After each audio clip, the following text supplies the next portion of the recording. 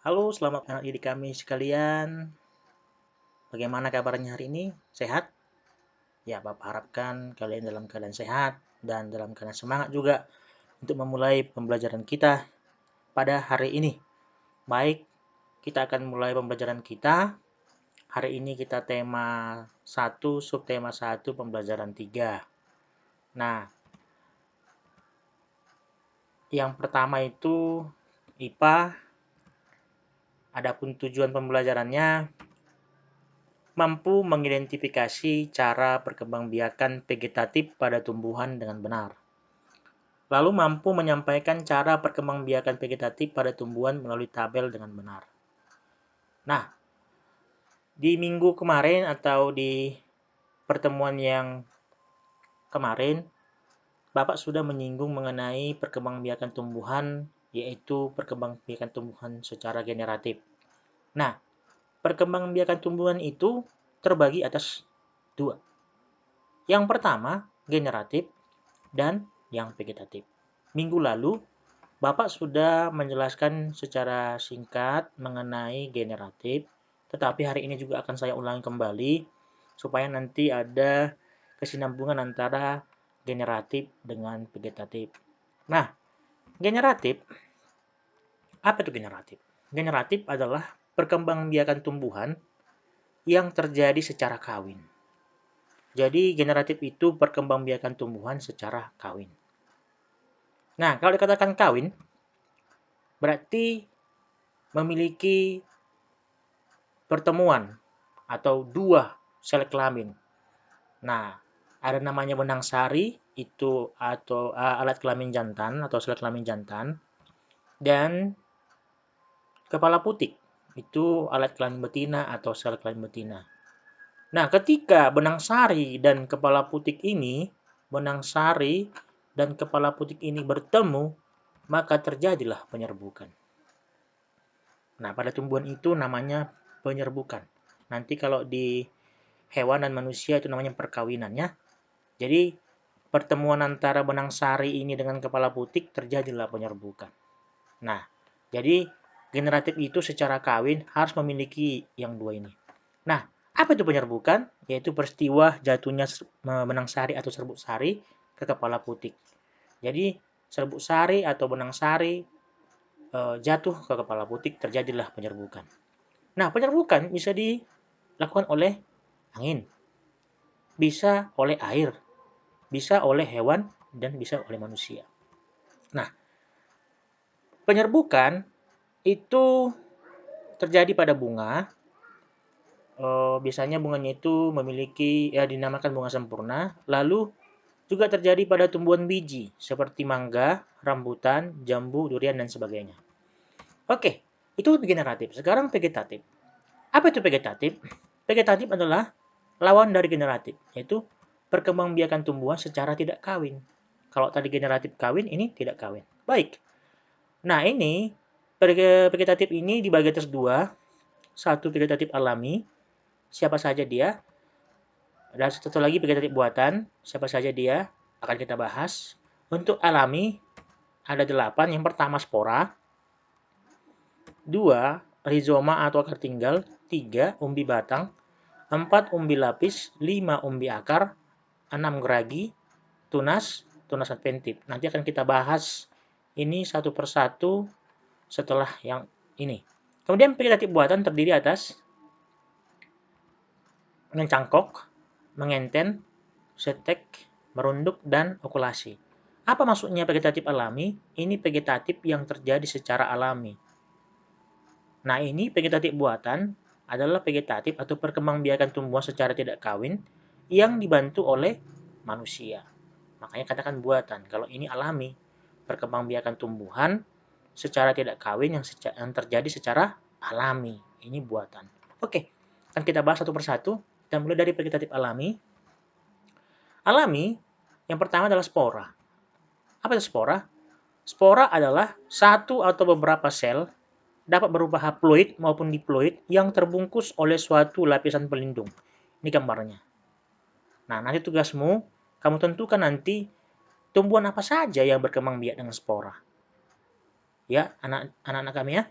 Kemudian, Yang kedua, akar tinggal atau rizoma. Akar tinggal atau rizoma adalah batang yang tertanam dan tumbuh di dalam tanah, di mana batang tersebut berruas-ruas tumbuh secara mendatar dan tampak seperti akar.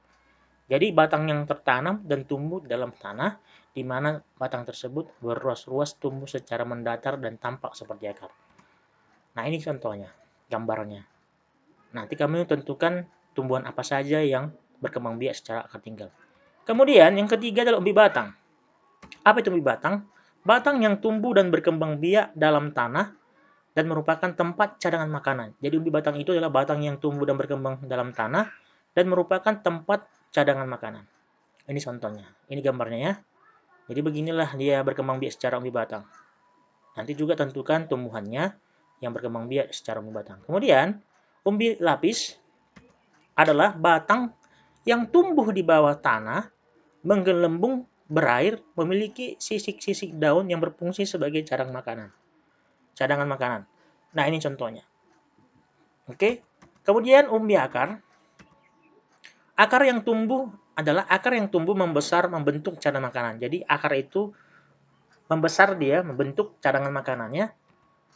Ini gambarnya. Oke.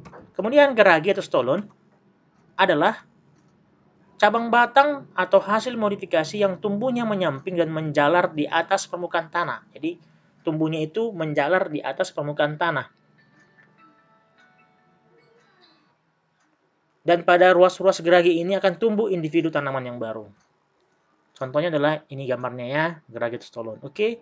Tunas adalah bagian tumbuhan yang baru tumbuh dari kecamba atau kuncup yang berada di atas permukaan tanah atau media.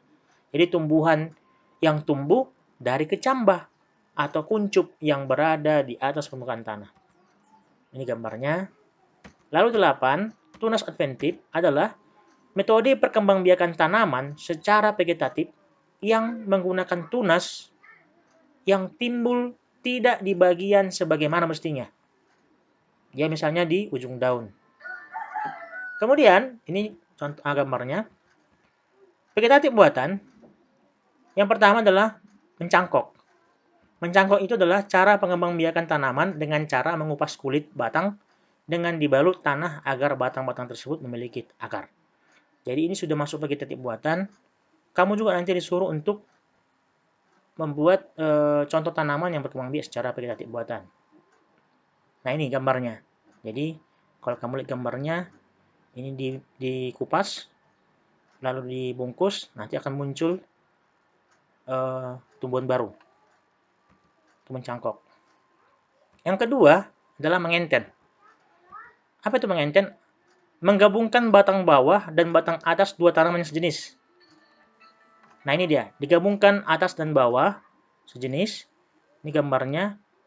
Jadi tanamannya harus sejenis ya. Oke, yang ketiga, stek. Stek ini adalah metode perbanyakan tanaman dengan menggunakan potongan tubuh tanaman. Yang kita ketahui ada stek daun, stek batang, dan juga ada stek akar. Nah, ini caranya. Oke. Yang keempat, merunduk.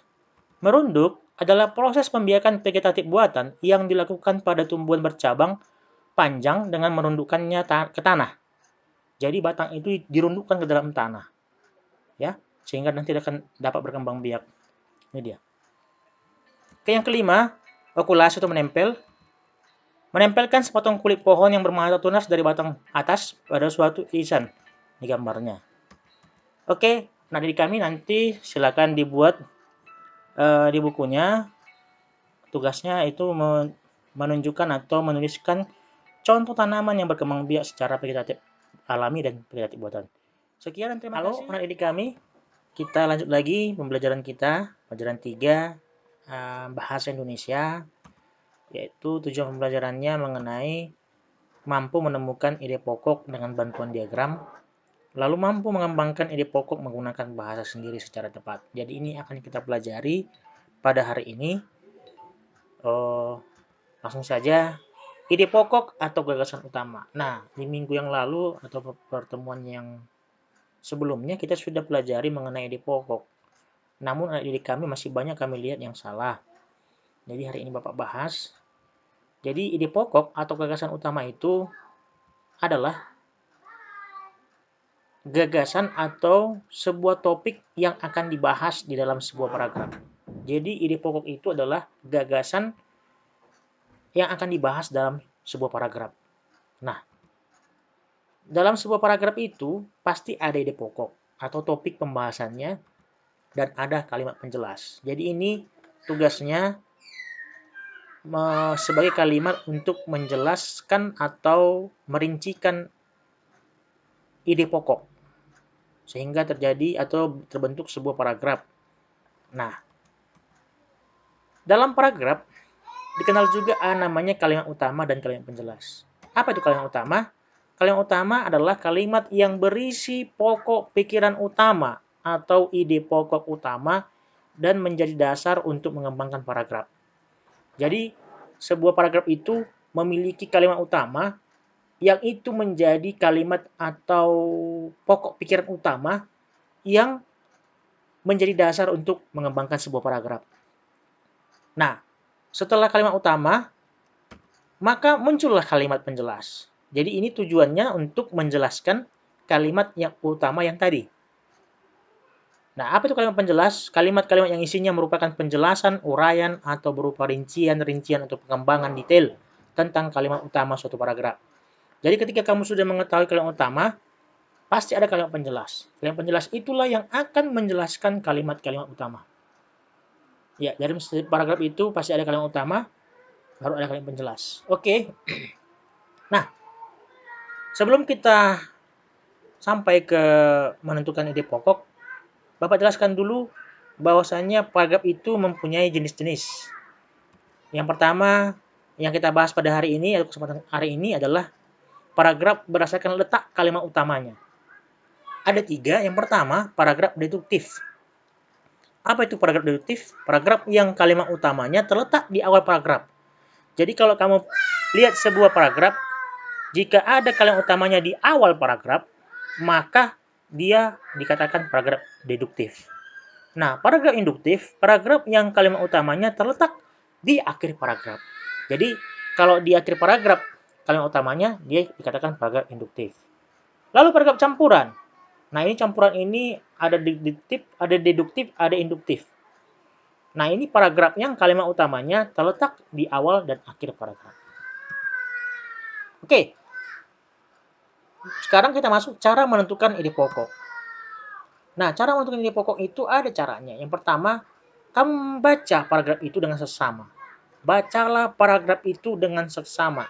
Kalau bisa berulang-ulang, sehingga kamu semakin bisa memahami dan mengerti mana yang menjadi ide pokok, bahkan sampai kalimat utama. Lalu, pisahkan kalimat utama dari kalimat khusus. Nah, ketika kamu sudah membaca dengan seksama, kamu pasti bisa memilih, oh ini kalimat utamanya, oh ini kalimat khususnya.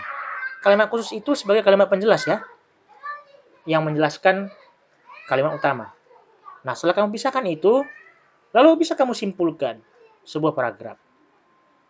Oh, berdasarkan kalimat utama ini, maka kesimpulannya adalah ini, gitu. Nah, setelah dapat kesimpulan, bisalah kamu menentukan ide pokok berdasarkan kesimpulan tadi. Nah, begitu caranya. Jadi, ide pokok itu bisa menggunakan bahasa sendiri, tidak mesti bahasa dalam paragraf. Ya, di kami ya. Dan tidak perlu panjang-panjang. Yang penting dia berisi tentang ide pokok yang terdapat pada paragraf tersebut. Nah, kita ambil contoh. Ini ada sebuah paragraf.